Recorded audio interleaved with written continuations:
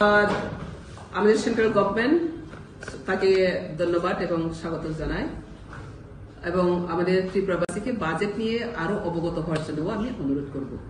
কেননা এই বাজেটের উপরে ডিপেন্ড করে আমাদের নেক্সট 5 ইয়ার্স বা 10 ইয়ার্স যেটা কিভাবে নিজেকে আমরা আত্মনির্ভর করে উঠতে পারে সেটা নিয়ে আমাদের অনেক ডিপেন্ড করে, নির্ভর করে। তো এই বাজেট সেশনে যেটা আমি দেখেছি, কোথাও আমার বহুত আনন্দিত হয়েছি, কিন্তু কোথাও আমাকে একটু আঘাত দিয়েছে। কেননা যেটা আনন্দিত পেয়েছি সেটা আমি প্রথমে বলবো। আগে আমাদের গ্রামীণ ম্যানুফ্যাকচারিং আর लोगों को এমপ্লয়ি ইউথ তাদেরকে যে রোজগার দেওয়ার জন্য এইসব কাজের যেটা ইনিশিয়েটিভ নেওয়া হচ্ছে সেটা খুবই ভালো। কিন্তু আমার প্রশ্ন হচ্ছে এখানে, এখন সেন্ট্রাল গভর্নমেন্ট যেটা ইনিশিয়েটিভ নিয়েছে সেটা ত্রিপুরা রাজ্যতে আমাদের কতটুকু তার উপরে প্রভাব ফেলবে এবং ইমপ্লিমেন্ট বা অ্যাকশন করতে পারবে সেটা।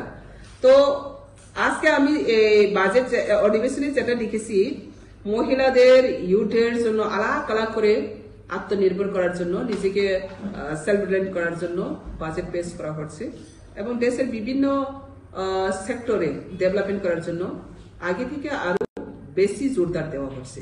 সেটা সব পজিটিভ লক্ষ্য। এখানে পজিটিভ লক্ষ্য আরো দেখতে পেয়েছে যে এমএসএমই যেটা ফার্স্ট ইঞ্জিন, যেটা গ্রামীণ দেশকে আরো উন্নত করার জন্য। দেশ উন্নত হয় তখনই যখন দেশের ম্যানুফ্যাকচার আর ইন্ডাস্ট্রি উন্নতি ঘটে। তো আমাদের ত্রিপুরা রাজ্যে একটা দেশের প্রান্তে আমাদের একটা দেশ, আমরাও ত্রিপুরা রাজ্য ভারত দেশের অন্তর্ভুক্ত, মানে আমরাও একটা দেশের অংশ, দেশের একটা পার্ট, দেশের একটা বলবো অঙ্গ। ত্রিপুরা একটা রাজ্য। তো এই রাজ্য আমাদের ম্যানুফ্যাকচার বা ইন্ডাস্ট্রি কতটুকু এগিয়ে আছে, যেখানে যদি আমরা হিসাব করে দেখি তাহলে আমরা অনেক পিছিয়ে। ভারতবর্ষের সব সাইডে অনেক পিছিয়ে। 20 সাল যখন বাইরে থেকে এসে আমাদেরকে দেখে, তো সবাইকে বলতে হয় যে ত্রিপুরা রাজ্য 20 সাল পিছিয়ে আছে সারা ভারতবর্ষের সাথে। তো সারা ভারতবর্ষের সাথে আমরা 20 সাল যদি পিছিয়ে থাকে, তো কোথায় আমাদের পিছিয়ে আছে? তো সেটা হচ্ছে আমাদের ম্যানুফ্যাকচার আর ইন্ডাস্ট্রি।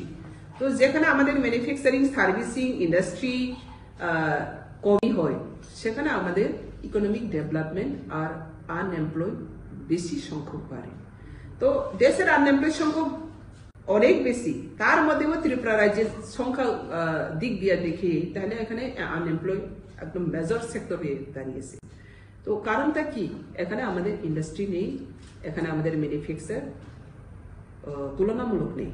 তো সেটাকে এখন সেন্ট্রাল গভর্নমেন্ট যেটা বাজেট পেশে বলা হচ্ছে যে যেটা ফার্স্ট ইঞ্জিন এমএসএমই, তাকে আরো গুরুত্ব দেওয়া হচ্ছে, আরো ইনক্রিজ করা হচ্ছে,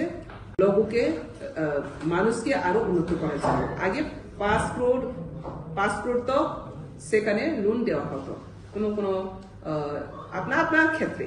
তো এখন সেটাকে ইনক্রিজ করা হচ্ছে 5 crore से 10 crore তক, और আপ টু 20 crore তক সেখানে দেওয়া হবে ম্যানুফ্যাকচারিং এন্ড সার্ভিসিং জন্য।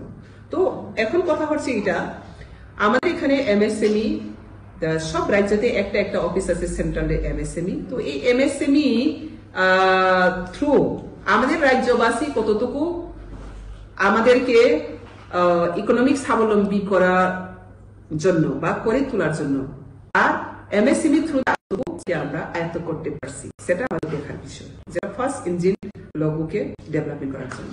তো আমরা দেখি ফার্স্ট এজেন্ডা ধরবো এমএসএমই যেটা ইন্ডাস্ট্রিতে আছে বহুত দিন ধরে। তো এখানে আমাদের ইনচার্জই নেই, যেটা এমএসএমই অফিস আছে এখানে ত্রিপুরা ইনচার্জ নেই। ইনচার্জ হচ্ছে গুয়াহাটি যেটা চার্জ ছিল ওনার হাতে। তো সবচেয়ে ম্যানুফ্যাকচার, সার্ভিসিং, এন্টারপ্রেনারশিপ যেটা উদ্যোক্তা করার যে মেন যে ইঞ্জিন, এখানে আমাদের সম্পূর্ণ নেই। এখানে আমাদের ত্রিপুরা ইনচার্জ নেই, এখানে আমাদের সবচেয়ে ফেইলুর।